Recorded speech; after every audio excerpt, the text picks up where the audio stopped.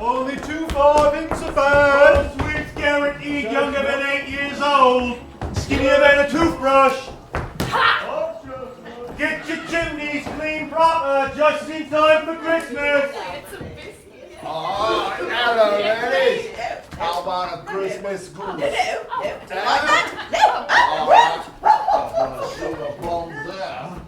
Oh, Laws, here it is Christmas Eve, and I'm carrying a load of dirty underwear and smelly socks for the meanest man there ever was. Oh, the injustice. Oh, the humanity. Oh, the laundry. Mrs. Dilber. Blimey, a talking dog. Did you see that, or am I going mad? Jeez, I almost wet myself. Who's expecting that? Not me. Mrs. Dilber. Does it hurt? Does what hurt? People turn your nose when they come in. Does it hurt? No.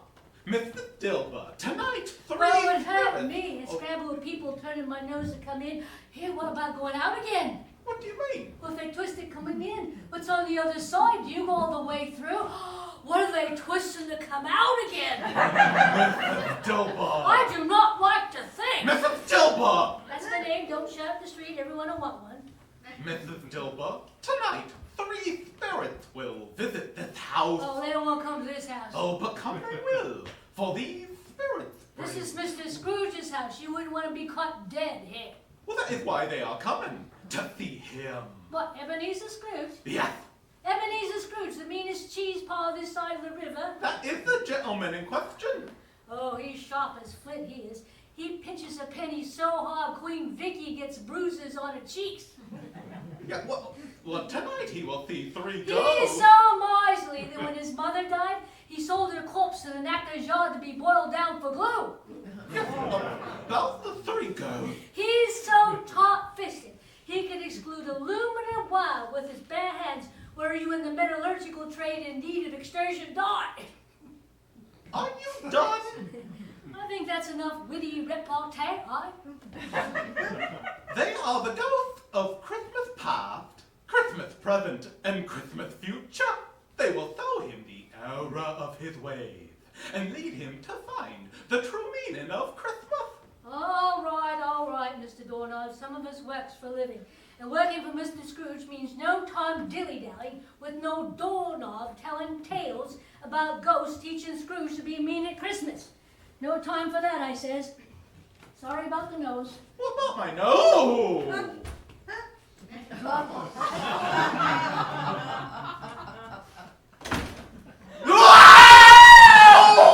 Time to get him something for his dinner. What's it doing? Just Are you all right? We are shaken, madam. To our core, to our very core. What ails you? We just called upon the counting house of Scrooge and Marley. Oh, that'll do it. Just so you know, it's only Scrooge now. Marley died 6 years ago. Scrooge never took his name off. Too cheap to buy another sign. So would you go in such a cold and darksome place? To beseech him for charity. Charity? At this festive season of the year, we should all make some slight provision for the poor and destitute. Many thousands are in want of common necessaries. Hundreds of thousands are in want of common comforts. We provide some funds to buy them some meat and drink and means of warmth. So you asked Ebenezer Scrooge for money for the poor? How'd that work out for you, so I couldn't guess? Well, he believes that debtors' prisons and union workhouses, with their vicious treadmills and forced separation of parent and child, were more than adequate. He's just so mean. There he is, separating their child from us just because their mums are poor. Some would rather die than have their children taken away. That's what I said, and then he said that then they should do it and decrease the surplus population. Decrease the surplus population. Decrease the surplus population. What's he think he is, an essential worker? Oh, Mrs. Dilber, your employer has a strange and twisted view of humankind. I don't know how you can bear to abide under his roof. Well, what can I tell you? That's the 1% for you. It's not like they're ever going to change. You know, if he paid me enough money to move out of this house, I'd be off like old milk. But if he did pay me a decent wage, this house wouldn't be so bad. It's a stinging meagre that makes it so unpleasant. Bit of a conundrum there. House is colder than his heart, Yes, drafty at that. and darker than his soul. He allows one candle, we takes turns using it. Mrs. Dilber, here. The others need more charity than I. For a candle of your own. Oh, I don't need a candle. After living with the stinginess, I can see in the dark like a cat. Is there nothing that you want, Mrs. Dilber? Bed curtains would be nice. Bed curtains? Thick, heavy velvet bed curtains to pull against the cold. Oh, you can sleep cozy wherever you are. Proper bed curtains to keep out the cold, cruel world around you. But a single coin won't manage that, Mrs. Dilber. No, I know. I've been saving for years. And every time I get close, something happens. Some calamity. And I have to pay my meager for something less frivolous. So here, you take it. There are those with nothing, and that's going to buy him a little something for the Christmas dinner. And I shall sleep soundly, knowing they're the better for it. And use that as my metaphorical bed curtains. Yes, you, Mrs. Dilber. Back at you. Ew. 5 golden rings, 4 calling birds, 3 French hens, 2 turtle doves, and a partridge in a pear. Merry Christmas, Bob Cratchit. Why, if it isn't Master Frederick? But it is. Yes. Master Frederick, a Merry Christmas to you too. Is my uncle upon the premises? He has stepped out. The widow Samkins is a full 2 days behind on her payments, and Master Scrooge has gone to her hovel with a cricket bat in order to convince her to settle her debts more expeditiously in future. Seems a trifle harsh. I believe he only means to threaten her with it. A Huh. preview of coming attractions, as it were. Shall I call upon him later? To what end? Only to wish him season's greetings and to see if he will join my fiancée, Clara Bellyacious Tuples, and I for dinner upon the morrow. I'm sorry, who did you say? My Uncle Scrooge. Now, surely you know him. He's your boss. No, your fiancée, Clara. Oh, Clara Bellyacious Tuples of the Warwickshire Tuples. That's an unusual name. I don't recall ever hearing a name like that before. Indeed. And it's not a name one would miss if one perhaps heard it or read it somewhere. What are you getting at? It's a distinctive name. Well, yes, a very distinguished family, the Warwickshire Tuples. So one would think one would have heard it before.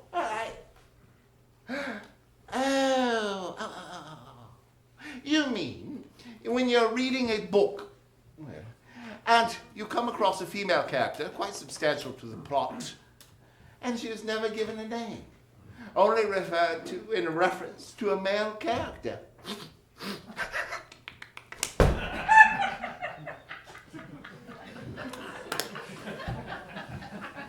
Like Jim's mother in Treasure Island.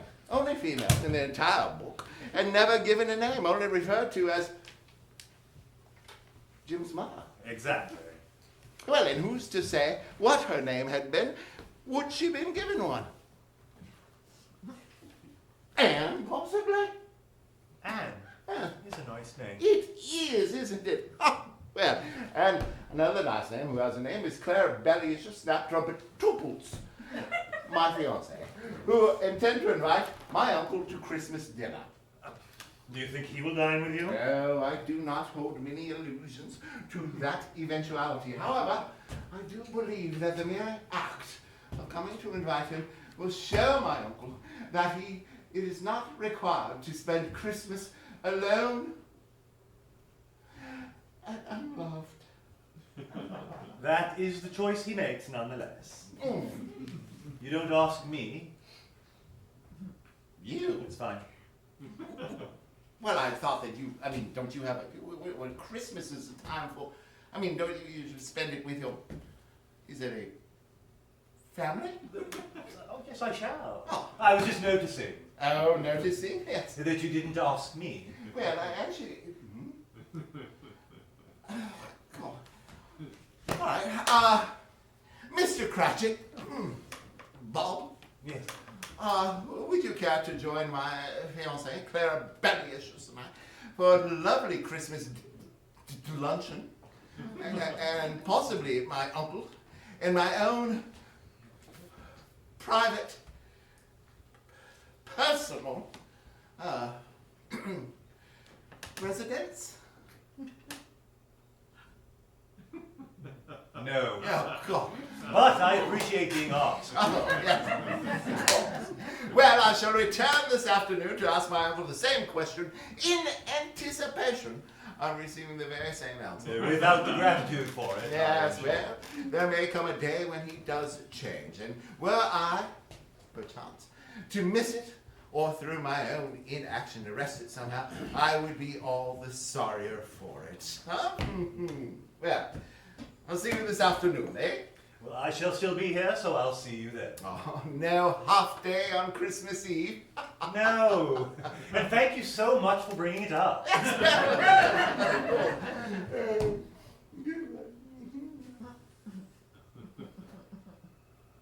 Yes, well, later then.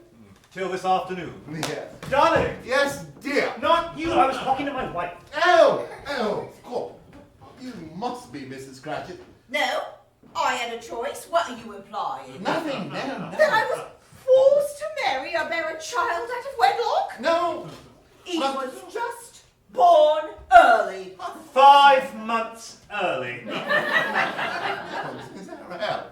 I wish you good tidings of the day, Mrs. Cratchit, and all the felicitations of the season to you and your extremely prompt today. I should hope so. Will there ever come a day when we are not judged for our too soon born offspring? Perhaps not, as long as Queen Victoria sits upon the throne. But how long can she last? And you and I know the truth of it, and our twice cursed child. Yeah, but it's so good to see you, dear. Why do you come to me work? It's Tiny Tim. Speak of the devil indeed. Chickens again. Worse, I found bones underneath this bed. Bones. Cats, dogs, goats, gnawed, some of them.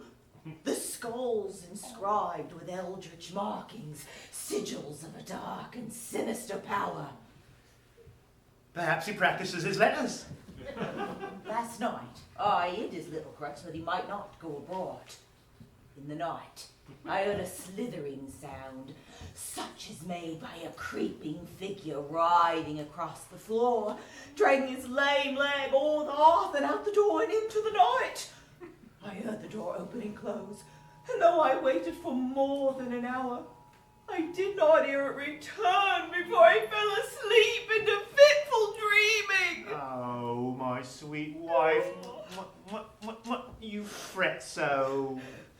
Tiny Tim is just a little different than the other children. In the morning, I heard the wailing of Agatha Dunstrom 2 doors down from us. Her daughter Elsbeth had been taken from her crib in the night, and she is much distraught. You don't think... I don't want to think so, but could it be true? No! No! I shall not countenance it. Sweet Tiny Tim would never hurt a soul. Except for those chickens. Chickens don't have souls, Emily. And goats and dogs. I'm pretty sure dogs have souls. This afternoon, I shall ask Master Scrooge if I might take tomorrow off for Christmas. Oh, that would be most welcome. I don't know how much longer I can stay in that house trap with him. We'll have a most wondrous feast, and there'll be stockings, and a Christmas goose, and all manner of games, and frivolity. Ah, yes, Bob, you're right. It is Christmas, and we shall spend it together as a family, and think no more of such sorrow and despair as Agatha Dunstrom will be having. That's the spirit. And a Merry Christmas it shall be. Merry Christmas box is a humbug. Every fool who goes around with Merry Master Christmas on his lips Run! boiled in his own pudding and buried with a stake of holly through his heart.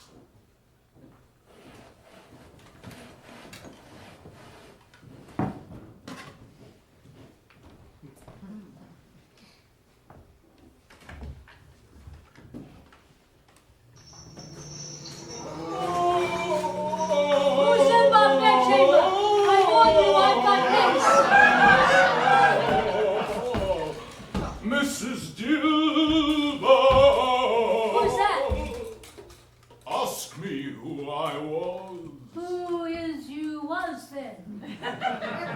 In life, I was Jacob Marley. Now, I am Jackson. Jackson? When I was cast into purgatory, there was a typo on my admissions paperwork. Typo?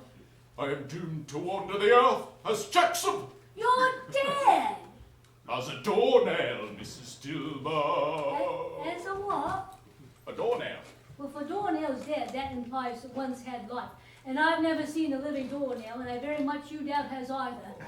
Oh, I have been dead for 6 long years. Or is there a lava stage? What's a doornail before it becomes a doornail? Another philosophical conundrum. Will you stop talking about doornails? Stop dragging your chains on my floor! I'm locked this morning!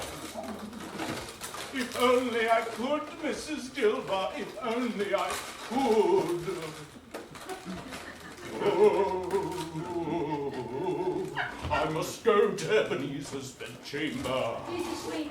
I bring him warning. You and the doorknob. Am I going to get any peace tonight? Unlikely. Might as well make some tea and stay up. Fancy a cuppa? Oh, no, it goes right through me.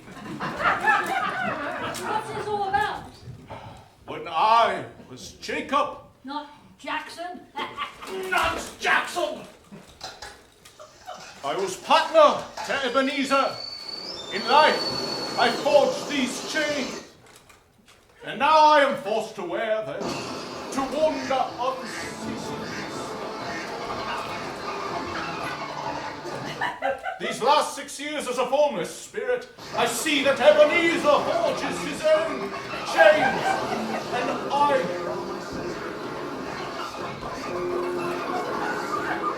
I shall endeavor to warn him! What about me? What about you? Do I get chains? I wouldn't know. Those cash boxes look pretty heavy. Oh, they are heavy. Poor riches, huh? I wouldn't mind having a few cash boxes chained about me so no one could steal them away. These are my punishment. They are a burden to bear. I notice only rich people think having money is a burden. Well, the poor wouldn't know.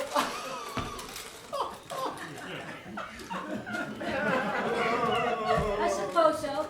No cash boxes for me then. Oh, think yourself the luckier for it. Not that I want nothing, but it would be nice to have something. So I guess for me it's just a pauper's grave and a turn of void. At least you get out in the fresh air a bit. What is it that you do want from your life, Mrs. Dilber? It is not these chains, I assure you. Bed curtains. Bed curtains. Scrooge allows no fires and the windows are drafty. I sleep down here all night long, shivering in the cold with not so much as a spare blanket. If I had my way, Mr. Marley's ghost, I'd have thick velvet bed curtains to pull against the cold of the night. Oh, I dream of them sometimes. So you can have your cash boxes and your time off from Boulder in the grave. All I want is some proper curtains around my mattress. Don't have any on you, do you?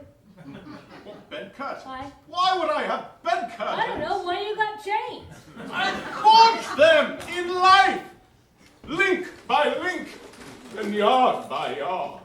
My spirit never walked beyond our counting house, and if the spirit goes not forth in life, it is condemned to do so, to death. So you're saying I should stay in more and forge my own bed curtains?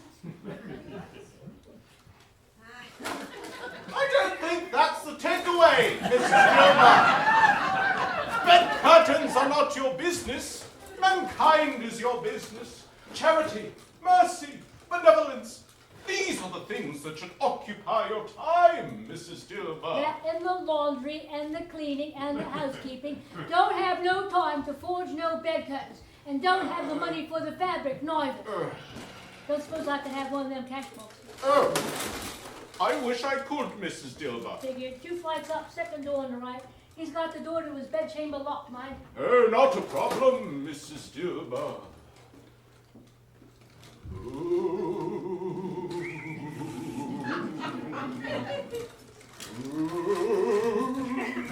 Expect the first First of the ghosts at 5 minutes to midnight. In here? Yes. You're saying I get ghosts tonight? Mrs. Dilber, it is imperative that the ghosts arrive in Ebenezer's bedchamber at the stroke of each hour. To be a second early or late ruins the whole effect. If they are to save his soul, it must be exact. With you so far? So, the plan is to turn up 5 minutes beforehand and just wait somewhere near so we can pop out at the correct time. What about showing up on the hallways or the bedroom? No! It doesn't work like that. We can only appear before a living soul, and you're the closest. So you're saying I get ghosts tonight as a sort of staging area? Exactly! That's it, I'm making a whole pot of tea.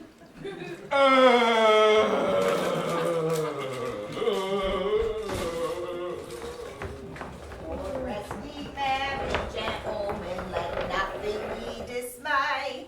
Remember Christ our Saviour was born on Christmas Day to save us all from Satan's power when we have gone astray. Oh, tidings. My love, I am home. Finally, I was worried you were so late. I stopped on the way back. A troop of stout lads was sliding down Cornhill on a tin tray. I asked if I might have a go. A full 20 times, my love, I slid down that snowy hill, my cheeks flushed, the air filled with our laughter. You were sledding Yes. while I was worried sick. Oh, there, all right. Where are the children? Whistle! Papa! Mary Elizabeth! Papa! Martha! Papa! Peter! Papa, you're out! Belinda! You, baby. We were worried you were not coming home. Never, my love. We thought horrid Mr. Scrooge had locked you in and forced you to toil all night. Nay, my child, I was sledding. Sledding? Oh, it would have done your all good to see it. Such laughter, such fun. Can we go sledding? No, my child, it's past your bedtime. Oh, I mean, we would have liked to go sledding. Yes. I like sledding. I've never been sledding. Stop pestering your father. It's past time you lot were in bed and dreaming of sugar plums. Oh, Mother, will there be sugar plums for breakfast? No. Will there be any for Christmas? I wouldn't count on it. Best just to dream of them and be content with that. I've never had sugar plums.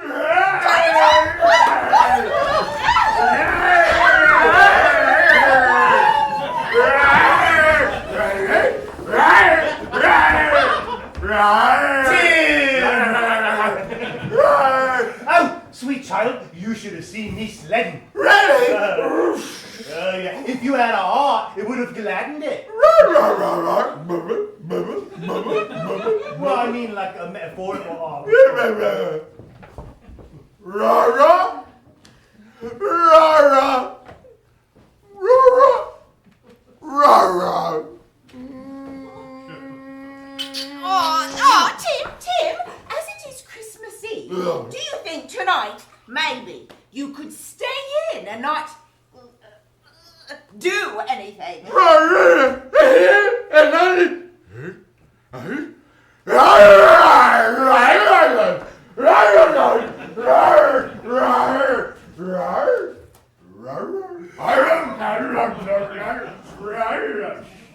I wish there was some way to help him. Fire? Something less drastic. I also, Bob, I also. Do you think you should follow him? I do not. To make sure he doesn't cause any Mischief. mayhem? Mischief. No, I don't think I should do that.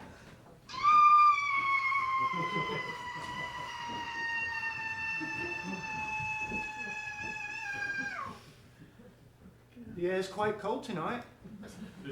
Perhaps it will snow. Perhaps.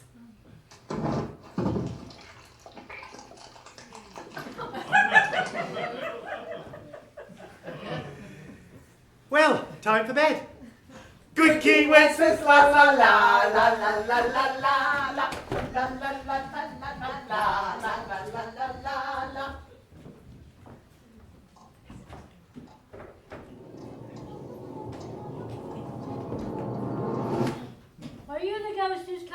foretold. I am. You don't look like a ghost. What does a ghost look like? You look like a child.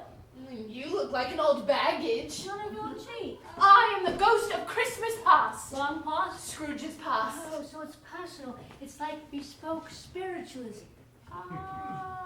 Exactly. Don't have any of my past, do you? No, who'd want to see that? Probably much like Scrooge's, full of poverty, struggle, and strife. I don't think I'd want to see it again anyways. Pretty miserable the first time through. I could only show you Scrooge's past. Not much misery or toil there, though. Really? You can see it for Well, yourself. that's not an offer you often get, and I'd be a fool to turn it down. Sort of like a magic lantern show. What time of the clock is it, Miss Dilber? I've got 6 minutes by my reckoning. 8 before Scrooge's clock strikes 12, since his clock is 2 minutes late. Oh, I hate that! How is a spirit meant to maintain proper arrival time if people can't even keep their own time straight? Well, take my hand. I guess we have 8 minutes to spare.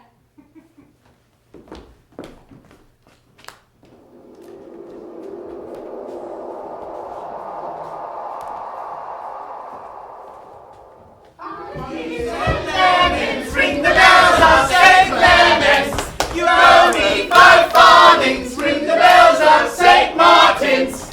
Here comes a candle to light you to bed. Here comes a chopper to chop off your head. Chip chop, the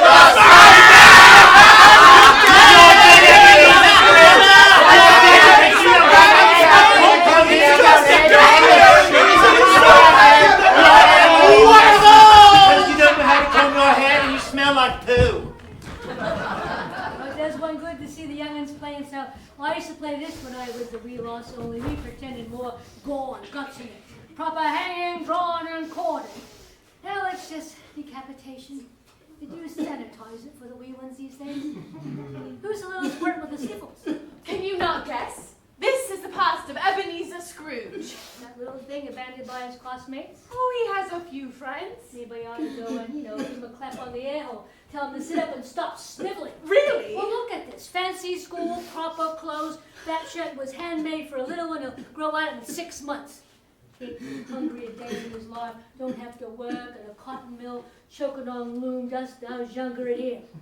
Oh, poor me. I ain't got no friends. I'd give him a smack. These are but things that have been. Your hand would pass right through him. Oh, there's always some loophole. Here, you stuffed up jammy bastard. Why don't you learn to appreciate the things you have instead of sniffling about it? You don't have no friends? Go and make some. You don't have to work. 6 years old, mule scavenger working underneath the loom to keep the wheel gate clean. I didn't get flat enough when this loom came over me head. That machine ripped me arm to the bone. And what I get? The charge master beat me because my blood ruined 3 yards of fabric. Ebenezer! The bell! I'm sorry your parents did not arrive to collect you from school. But Papa said that you could come and share Christmas at our house. Well, we'll have cake and sugar plums and candy ribbons and sweets of all kinds. Our cook is the best cook ever, and your kitchen staff have been making the best effort for a true winter feast. Come, we will have so much fun. Well, poor Mommy, that's his past. Some of it. Would you like to see how it ends? I don't know, will put me in a better humor. Not sure. Starting to wonder if it was right to bring you to see someone else's journey of redemption. Now you got me interested. What turned him from a child of privilege to the miserly wretch we all know and hate? Come, I will show you those two after they've spent 10 Christmases together.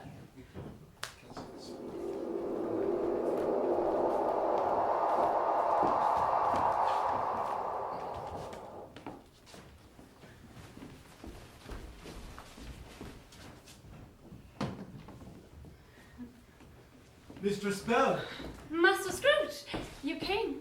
would I miss Christmas at the home of my dearest friend? I'm glad, Ebenezer. Look how you've grown. You too, sweet Belle. You've become quite the young woman. Oh, there's punch in the other room, and you must give your welcome to my parents. I shall do that.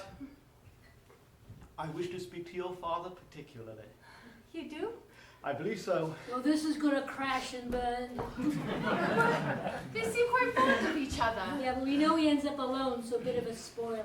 Abigail! Did I hear the front door? Yes, Ebenezer's here. Good. I was worried he might have made other plans this year. Not likely. The lad is truly smitten. I believe he's going to ask father for my hand. I think he's going to propose to his sister. Propose? Marriage? Yes. Huh. Have you thought this out? What do you mean? Oh, is that a name that can be murmured with love? Oh, kiss me, my darling Ebenezer. Oh, touch me, hold me, Ebenezer. Is that a name that one could call out in passion? Oh, yes! Yes, yes! Take me now! Ebenezer! Okay, I get your point. I hadn't considered. It would be... I should laugh. Oh, Ebenezer, you're so manly. For pity's sake, these rich people have so few worries. They take a drop of trouble and make an ocean out of them that sinks them. Call him Ben! Take me home. I'm tired of them and their petty troubles. One more stop. You must meet Master Fezziwig. Oh yeah, that's a name you can call out in passion.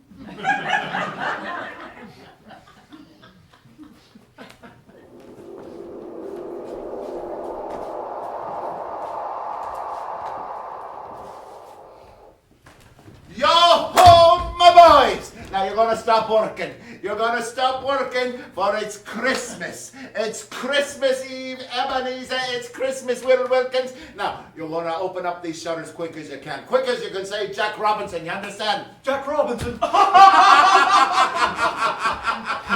He said it, and the shutters aren't open. Open up the shutters, and we're gonna clear away, lads. Clear away for a dance. Hiley ho, Will Wilkins, giddy up, Ebenezer. A dance! A dance! Come on, everybody. Look at you bringing the fiddle involved. Are you ready then? Let's have a little That fun. one, lovely. That one. Late.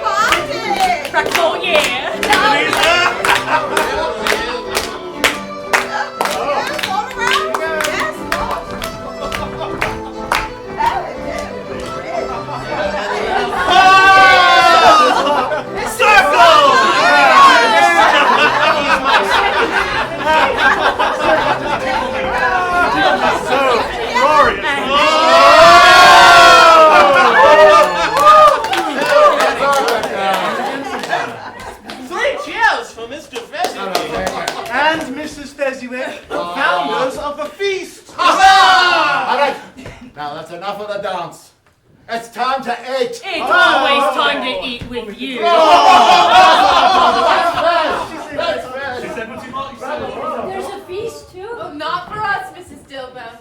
How much does all this cost? Oh, a small sum to make these happy folks so full of gratitude. Small. 3 or 4 of your mortal money. Oh, but only Ebenezer would countenance it ill spent, to garner so much praise, to forward so much joy. Although I think when I It's show not him... about the money. This Fezziwig has the power to render his employees happy or not, their service light or burdensome. Will this brief respite suffice for another year of toil? He is a good employer. Is it fair for the whim of the employer to make his employees' lives misery or not? He adequates himself admirably. Well, it might be. It's much the same thing at the cotton mill at Christmas Eve. The owner is avaricious, port-swilling wife would smile lord over us while we each had a piece of barley bread and some watered-down negus. And many of us children would sneak that piece of bread in our pocket, take home to our parents who had nothing.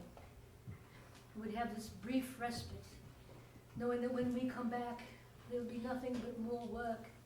More children losing fingers are worse than those impeccable machines. Shall I take your hand, young spirit, so you can show me my past? Would the cost of a pound be so little when each halfpenny is gained by the work of the downtrodden? You sound like young Scrooge himself. Oh, I do, does I? Come, see for yourself.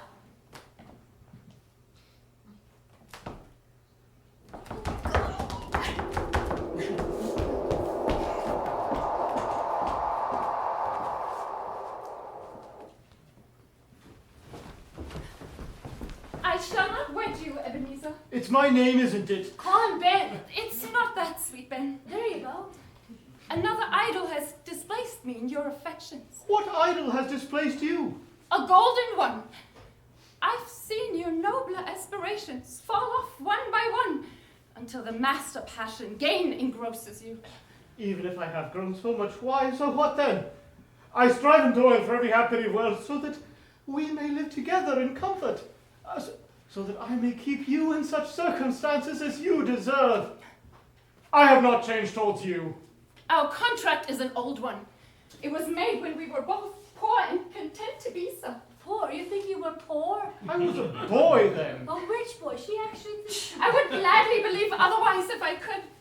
If you were free today, can I even believe that you would choose a dowerless girl? Do I not know that your repentance and regret would surely follow? I release you, Ebenezer. With a full heart, for the love of him you once were. May you be happy in the life you've chosen. Love. 'Tis a humbug. Oh, he can't win for old G. He chose riches over love. She thinks she was poor. Why? Because her house, a good house, a fine house, is slightly smaller than the mansion of her parents. These rich people don't understand the wealth they already have, do they? The clock! What's the matter? Oh, my time grows short, quick! No, you have 2 minutes, remember? Scrooge's clock is slow. No, wait. Stay a moment. I lie. Fast. His clock is fast. We get to work early and scream at Cratchit for dawdling. I've missed the midnight hour? You're a few minutes late. I've missed my appointment! Take my hand! And we're back. I've missed my appointment! That's so. It's not grave. So you're a few minutes late. No, I was meant to arrive at midnight! Here goes the Christmas past. Just tell him you have to show up in the past or you have to wait until the hour's gone or something. Use your witch child. It doesn't work if I'm late. I can't be late! Give it to your granny for a sixpence. Who knows if you give it a miss? Give it a miss! You're the ghost of Christmas past. So?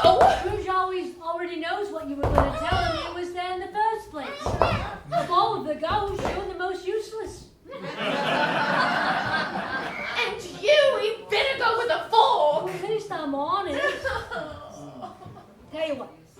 In the morning, I'll take Scrooge's breakfast, and I'll say, "Here, Scrooge, remember when you was a wheel in school and you fell for that girl who was about to marry her?" And he'll say, "Yeah, Belle was her name. She dumped me because I was a self-centered greedmonger." And I'll say, "Yeah, you pissed in your own porridge that time, didn't you?" And that should work. You would do that for me? With my thanks for taking me to that party, even though I couldn't touch any of the drinks. I thank thee, Spirit, and hope you have a happy hunting wherever you go next. My time grows short, Mrs. Dilber. I am of the past, and I grow old as we reach the now. It's the now, isn't it?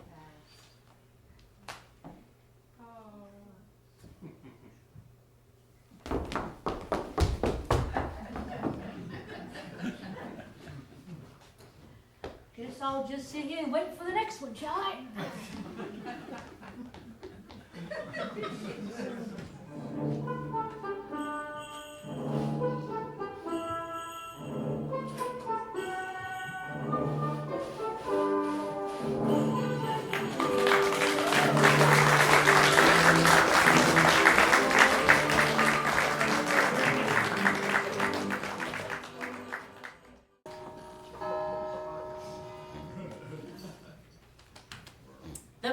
St. Botolph without Bishopgate just struck midnight.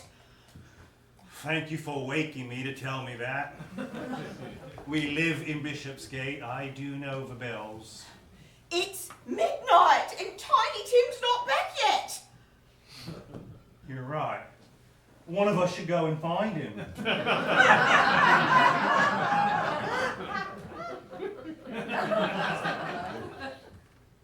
So are you going to go? Me? Were you thinking I should go? Oh, my love.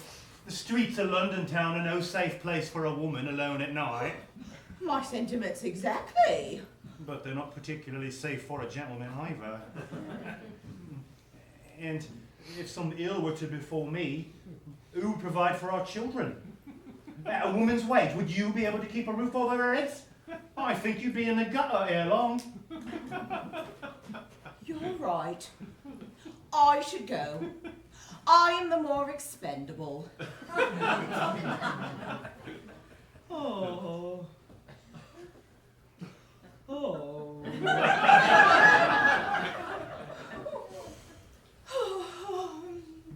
Well, what about the children? Send one of the children. We need the money Martha brings home from the mill. Right. And Peter may one day be an apprentice and provide for us in our eld. Yeah. But I suppose we could send Belinda. She is pretty useless. Not what I was thinking. And she is one of the younger ones, so more easily replaced. No, my love. If the worst was to befall me, you could send the children to work. Martha has her place at the mill. She could put in a good word and get Belinda alongside her. And Peter's easily skinny enough to work as a chimney sweep for a year, or maybe 2 if you starve him. So, I can go. You're a good man, Bob, to think of your family so. I try, sweet wife. And Bob, Yes, dear? take a candle You're so good to me. and try not to die.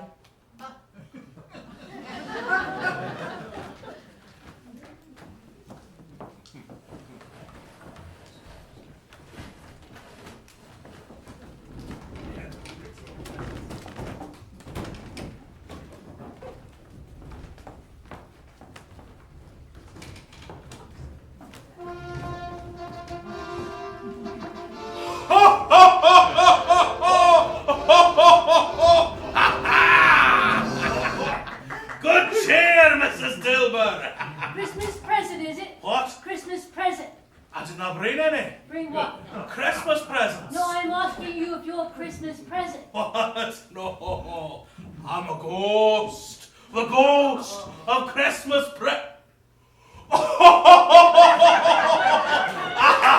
Aye, that's me.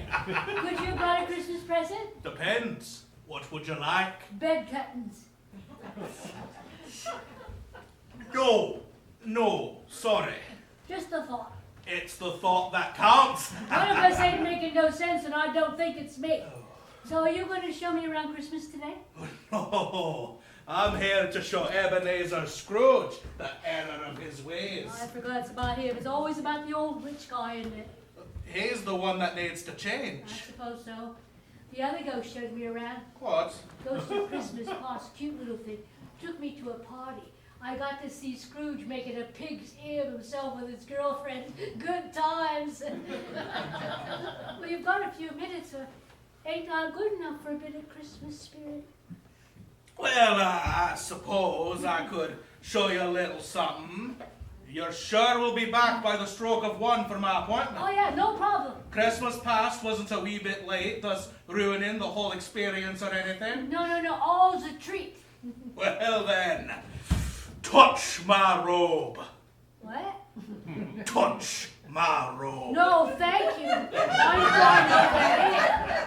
I remember my late husband, Harry Dilbers, tried that on me when we was married, and I'm not falling for that again.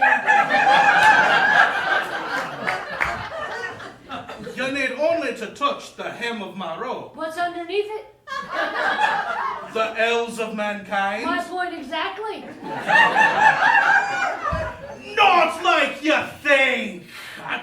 I'm wearing garments underneath. just the slave. All right. Now then, what would you have me show you? How the poor do Christmas, or how the rich make a go of it? I've seen the poor side of it. Show me how the 1% does it up. Oh!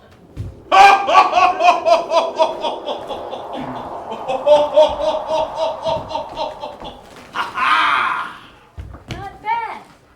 Not bad. And he said that Christmas was a humbug.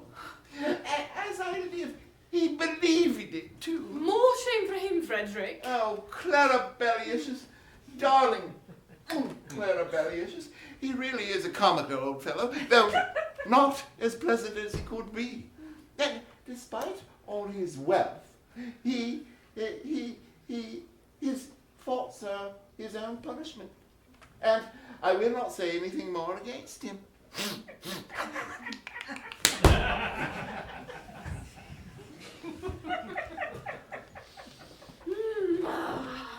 I'm glad of it, Frederick. One should never speak ill of the wealthy. It leaves the lower class with nothing to aspire to and can lead to discontent.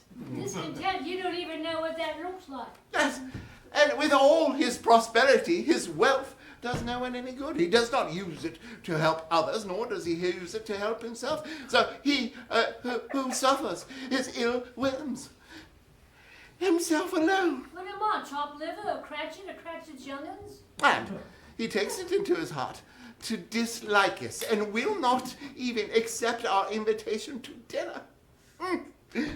What's the consequence? I think he loses a very fine dinner. Oh, well, I'm happy to hear you say that, for I do not have a great confidence in these young housekeepers. What say you, Oh, you Papa? you stuck-up bastard. Well, as for the dinner, I am a bachelor, so hardly consider myself suitable to pass judgment. Oh my!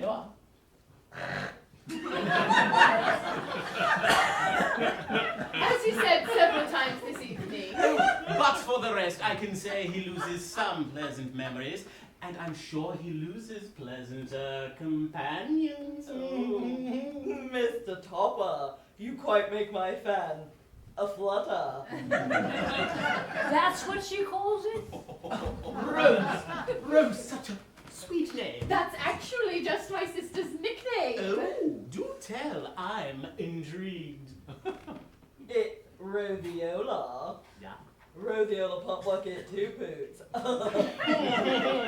Father always held that poor people may have poor names, like Harry, Anne, Bob.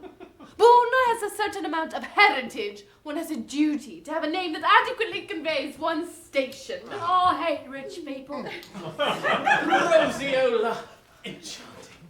With your permission, may I simply refer to you, ever and always, as Frederick's fiancée sister? Oh, how very literary of you. And I shall be Scrooge's nephew's fiancée.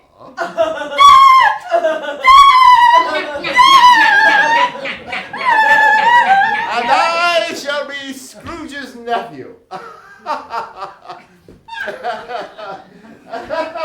I say, no. Be reasonable, man. Oh, yes, all right, Tom. I apologize. I completely forgot myself. Take a perfectly sporting amusement and bollocks it all up. You're Frederick. Oh, yes, excuse me, Tom. I am much more than Scrooge's nephew.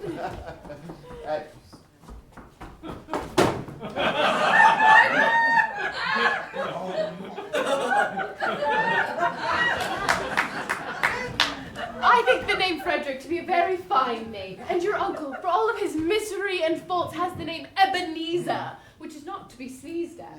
I think you were quite right to invite him for dinner. Oh, and I shall keep doing so every year.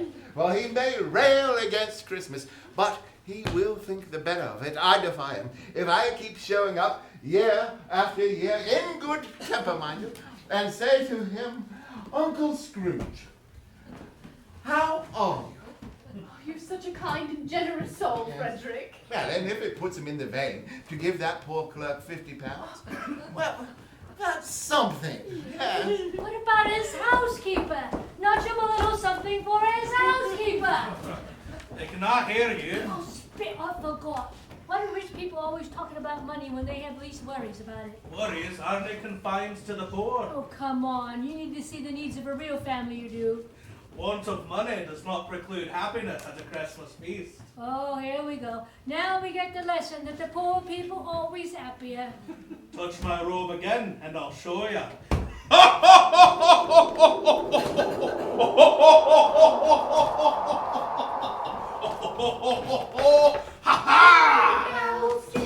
Bells, jingle all the way. Oh, what fun it is to ride in a one-horse open sleigh. Hey! Jingle bells, jingle all the way. Whatever's got your precious father then? And your brother? And Martha wasn't as late last Christmas Day by half an hour. Look out the window, Mother. Here's more for Mother.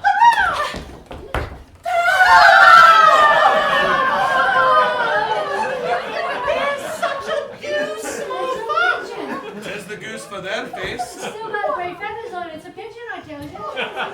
Why, bless your heart alive, my dear. How late you are. Oh, we had a deal of work to finish up last night, and one of the other mule scavengers didn't get out of the way of the loom carriage quick enough. Took her on right off in dead. Oh, well, that's a pity. I hope you're being careful, Martha. Yes, Mother. But it meant I had to work twice as hard to keep the loom carriage clean all on my own. Oh, sounds like you were a bit short-handed. That's not funny, Peter. Think of the poor girl with one arm and her out of a job. And what will her parents do without her bringing home wages? Have more kids? Peter. Not exactly like we're a model for family planning. Martha, put the goose on the table and have yourself a warm in front of the fire, my dear. Bless you. No, there's father coming. I want to fight.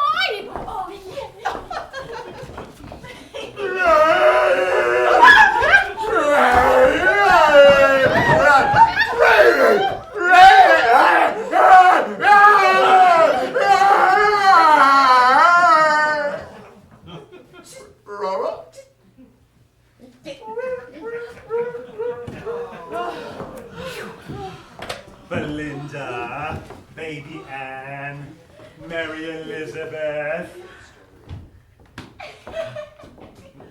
You, Peter. Why, where's our Martha? Not coming. Not coming? Not coming upon Christmas Day? Oh, my life is truly just a festering pile of sheer disappointment. I am here. It was but a prank. Oh, Martha, what an ingenious deception. This is one I shall recount to all of my friends. Such a jest that they shall share the telling of it far and wide. If there was a way of widely distributing and perhaps monetizing such an unprecedented jape, I have no doubt it would spread faster than the cholera. No one will best that lark in 100 years. 2, if it ran for Parliament in a by-election, I'd vote it straight to the top. Were you allowed to vote?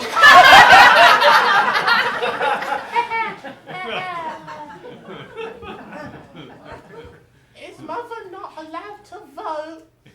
Of course not. Is it because she's a lady? Why no, young Peter.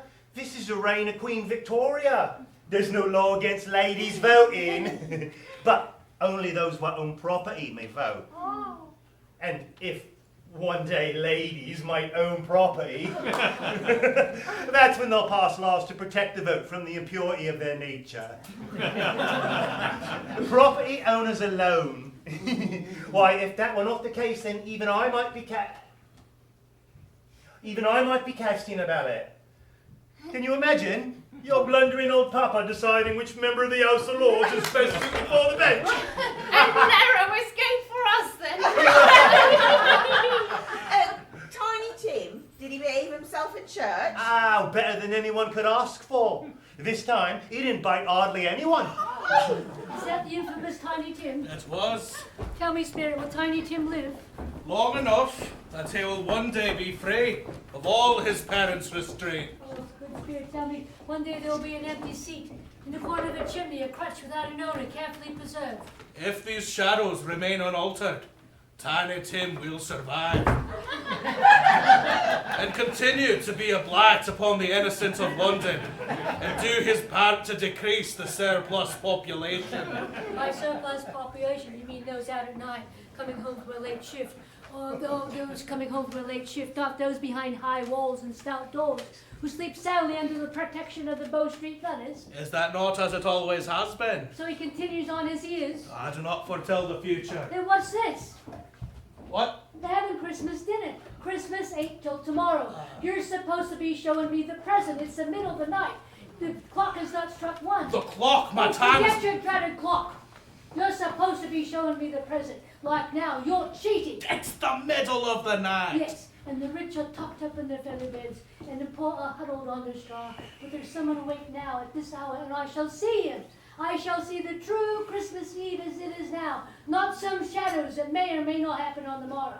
Who's to say they'll even get their pigeon? It might fly away before they get it to the bacon's. Touch my robe. Ha ha! Okay, maybe not such a good idea. Nobody's here. All right, tell you what, my mistake. Let's go back to the Cratchits. Didn't smell good, but at least it was warm. Shay is still here. Oh, that's the little match girl. She sells 10 matches for a penny. Don't use them all up, you won't have anything to sell. She cannot hear you. Oh, spit, I forgot. She's gonna freeze out here. She will indeed. Oh, so we get to watch a little girl freeze to death in the cold. That's a true Victorian Christmas. You weren't gonna show Ebenezer this. I asked for this special. I had something similar. Is this transformative as watching a little girl freeze to death? I was going to show him what I have under my robe. No, thank you. I've seen one. Not that. The ills of mankind. Behold, want and ignorance. Those are kittens. This kitten is want. Beware its tiny claws. This is ignorance. Beware them both and all of their degree. But beware the tabby most of all, for I see that written on its brow, which spells doom, unless the writing be erased. Yeah, but they're kittens. Hungry kittens! Really, quite hungry kittens. And ignorance, you don't want to see what this one will do to a velvet sofa leg. Fuzzballs. Yes, you are. Yes, you are. Please do not pet want and ignorance. It's inappropriate. These are the... These are the elves of... It just doesn't work, does it? No, I'm not really feeling it. I mean, you're comparing two slightly hungry fuzzballs to a little girl freezing to death. Yeah, I may have to work on my metaphorical apparitions. Hold on, someone's come. They cannot see you. How many All times? right, all right. Match, sir. Thank you. I already have a light. Match, sir. You little scamp. All right. Here's a penny for a lie. And a new threepenny bit if you can tell me the whereabouts of my son.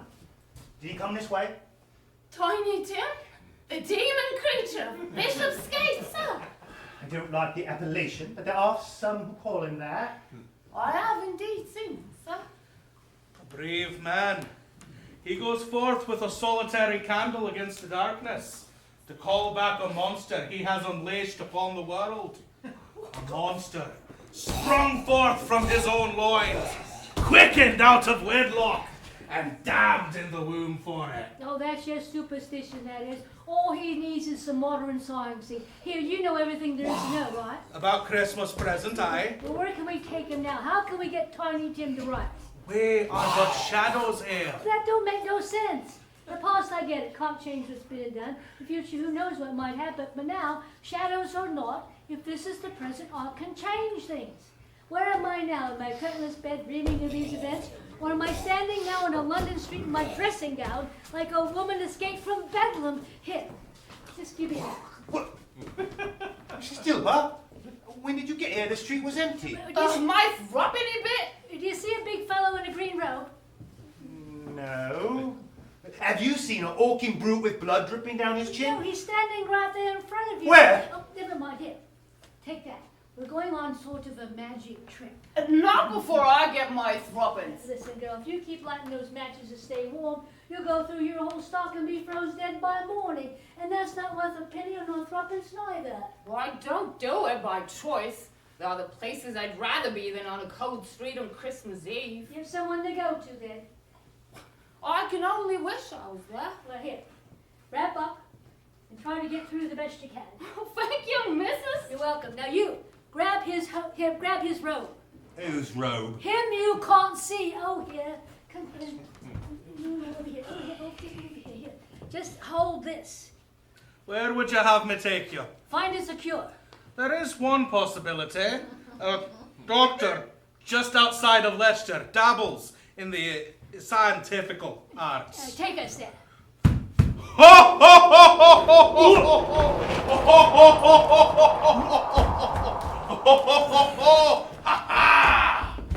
The private laboratory of Dr. Jekyll.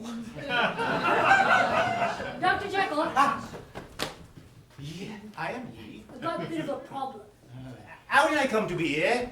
I don't know where I am. Oh, amnesia, is it? Oh, I think I have a formula. No, not him. His son, if you can call him that, raging beast, kills things, terrorizes all of London. I don't know what you're saying. This man is not my father. No. Wait, what? I have no idea what you're talking about. And I certainly haven't created a potion that transforms me into a rampaging beast. Mr. Hyde is a figment of the imagination, a myth. There is no Mr. Hyde!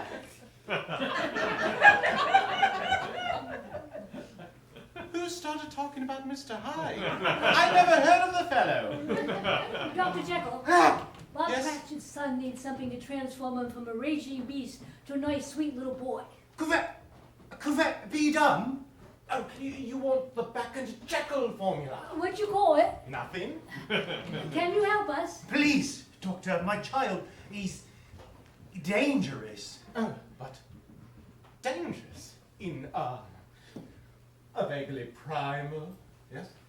Carnally seductive, unconstrained by societal norms, ultimate bad boy sort of way. Not as such. Well, I can let you have a little of my back of the check. Yeah, of my check. No! Of this formula. Here. It could help the lad. We can't thank you enough. What do I owe you? I don't have much money. But I could perhaps forgive any debts you might have through the offices of Scrooge and Marley. Oh, student loans? Never gonna happen.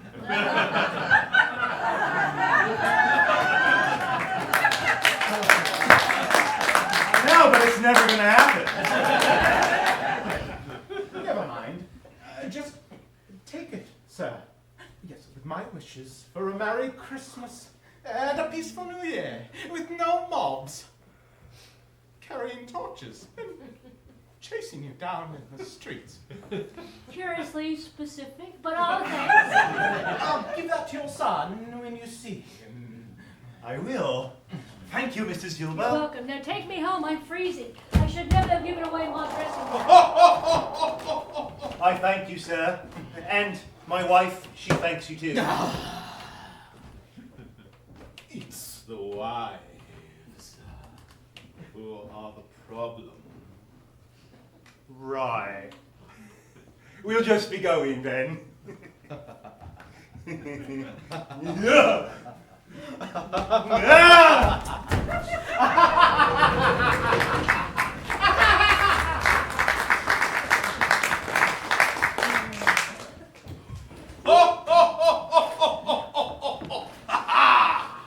See, all it takes is a little hands-on doing, and things can be made better. Good lesson for us all, Mrs. Dilber.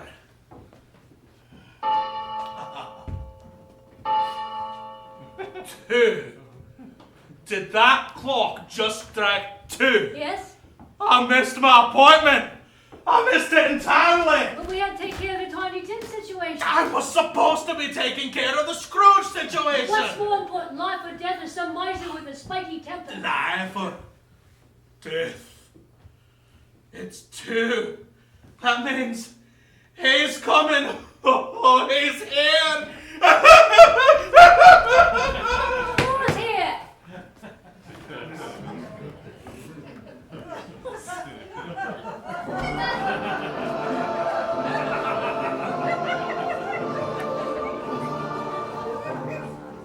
Geez, I almost wet myself. Don't sneak up on someone like that. Ghost of Christmas future, I sincerely hope.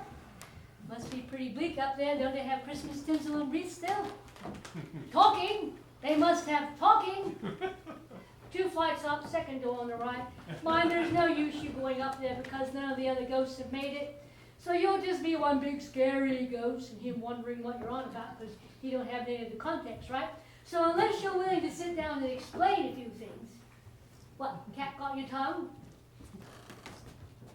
Oh, you don't have a tongue. Well, that's going to make things tricky. Maybe you could write things down. Charades! You ever play charades?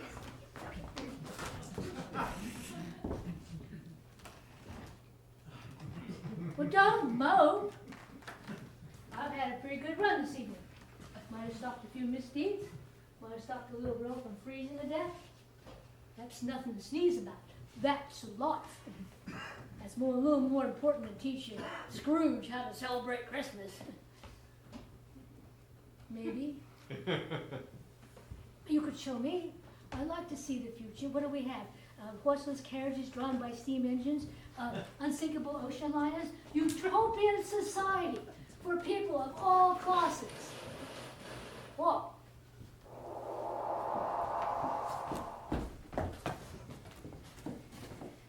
A graveyard? Well, that's sort of a cop-out. You ask me what happens in the future, and I say, well, you die. That's the one thing we already knew. That's the one thing everyone faces. What? Oh, so that's where Scrooge is buried. That's your big plan, eh? Show me some more talk. That's what's in kittens. He's old. You don't get to be old about thinking about the inevitable. That's the thing about the inevitable. I'll think about it. What? So there's Scrooge. Lie under a big fancy gravestone. Nice. But his bed's spongy now. So what about me? What about poor old Mrs. Gilbert, whose employer lies mouldering in the grave? What do I get? You're pointing. You get a point? What point? Oh, okay. The first syllable. That way, we could have said.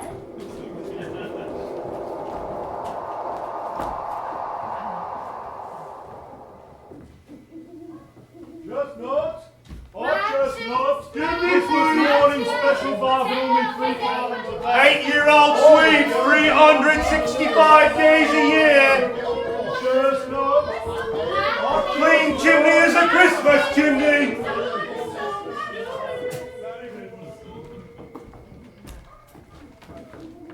I got my bed curtains. I took off from his bed, rings and all. His dead body was still lying in the cool.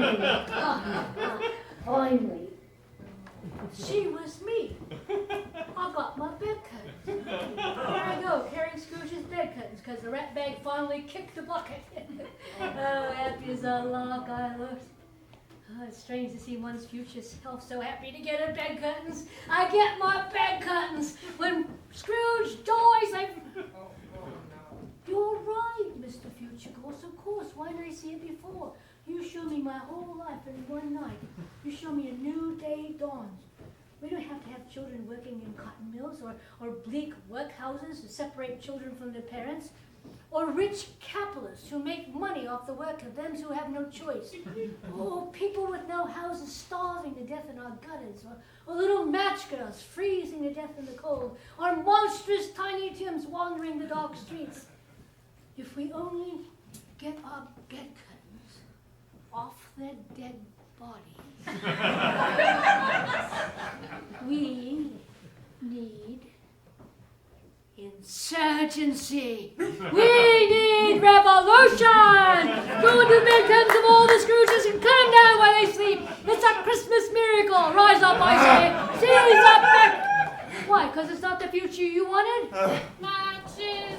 You there. Kelly, hello, little girl. Yeah? Nice dress again. Do you know the Porter's next street over but one on the corner? The Poulters. The one with the prize goose hanging in the window. The one as big as me? That's the one. And you know the building 2 doors down with the high pillars? What? The Joint Stock Bank? Of course I know it. They own half the houses down Slum Row. Remarkable girl, intelligent girl. Run there as fast as you can and set it on fire. Fire? Burn it, my girl. Burn it to the ground. Right away, Mrs. Dilbers! Do you know what day it is? What, it's Christmas Day? More than that, child. It's revolution! Revolution! Citizens! Revolution! Press on for change! Citizens! For the people! We want the time! Revolution! Revolution! Merry Christmas, people! Get him! Chase him down and take him He's getting away! Save us, Mrs. Dilber! Chase my everyone! We need to have our heads! Kill them! Kill the bourgeoisie!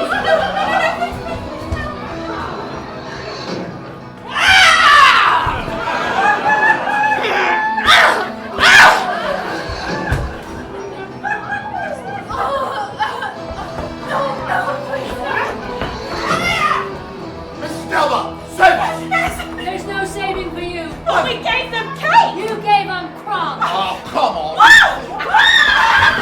I understand their socio-economic pressures, but if they want their message to be heard, they need to learn to protest appropriately. Hey, you! Charity is no substitute for systemic reform.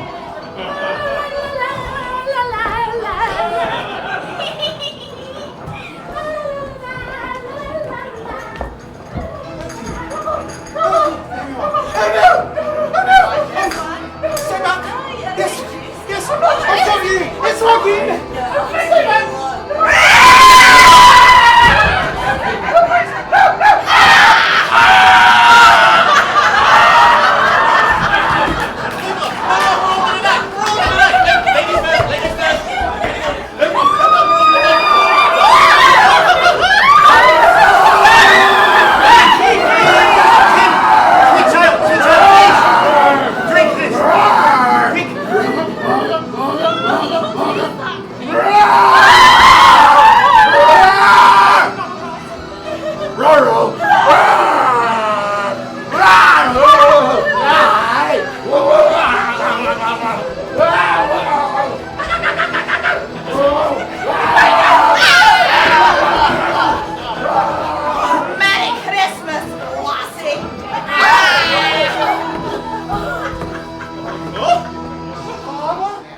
Tim, can that be you?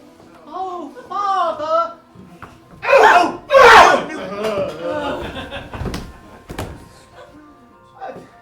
I never want to harm another soul.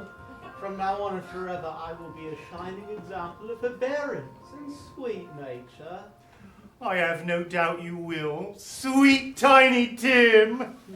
Now, let's go and smash the bourgeoisie. Oh, yes, Father, yes! I can't wait to see a real live guillotine in action. Aww.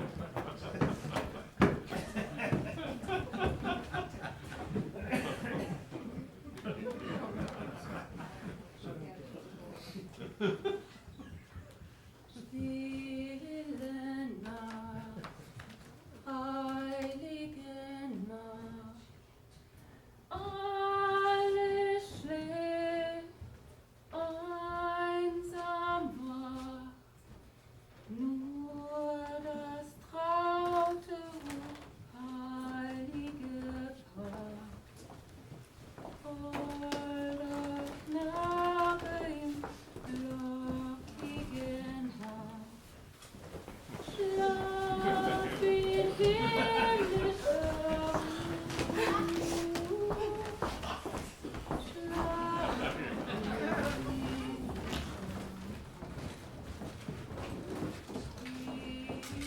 Jackson Morley, I didn't expect to see you walking around in the daylight.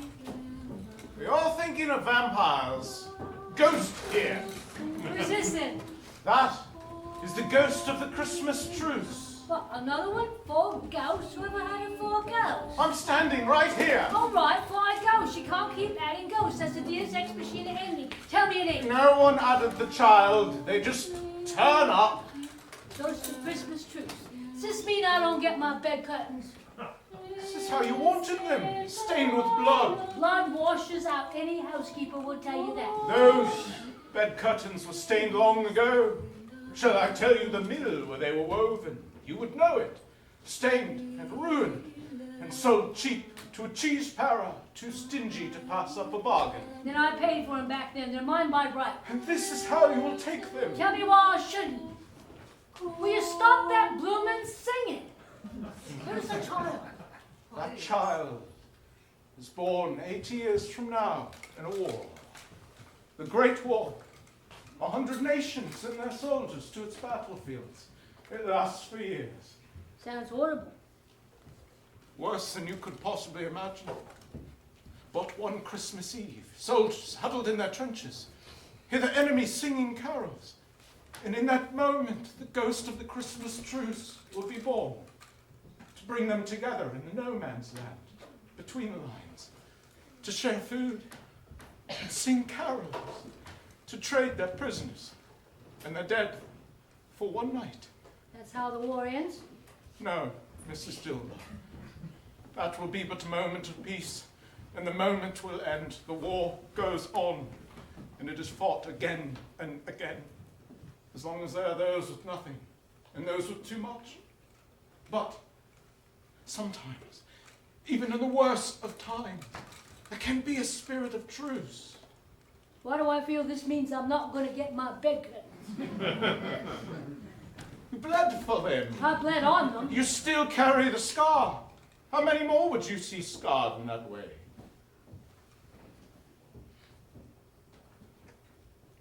Truce.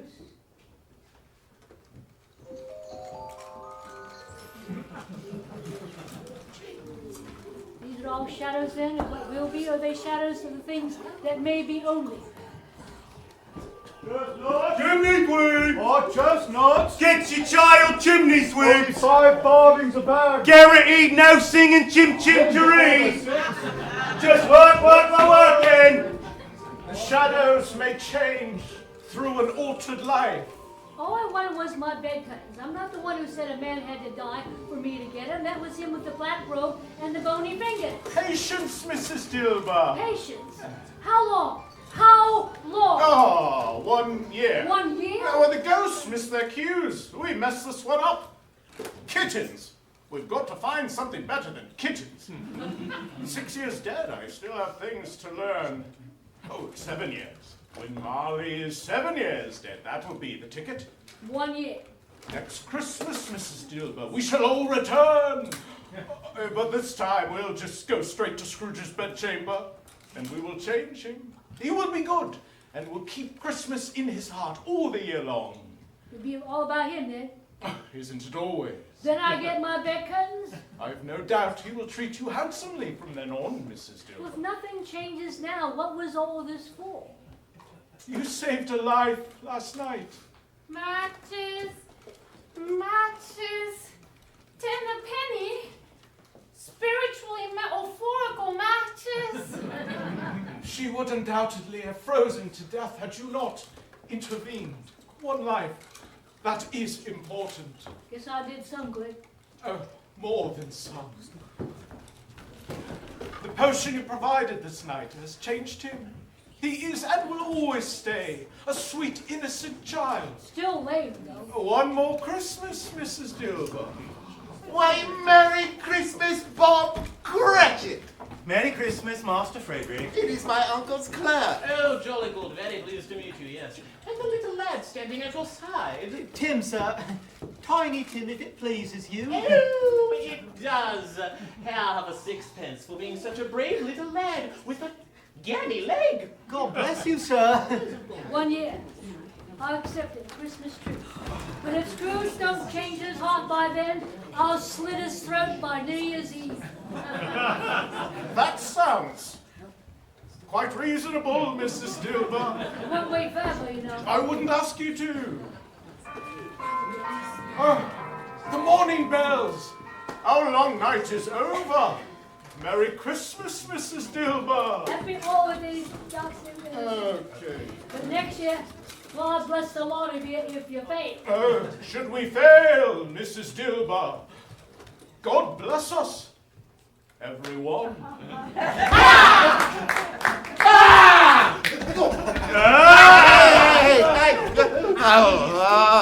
Okay.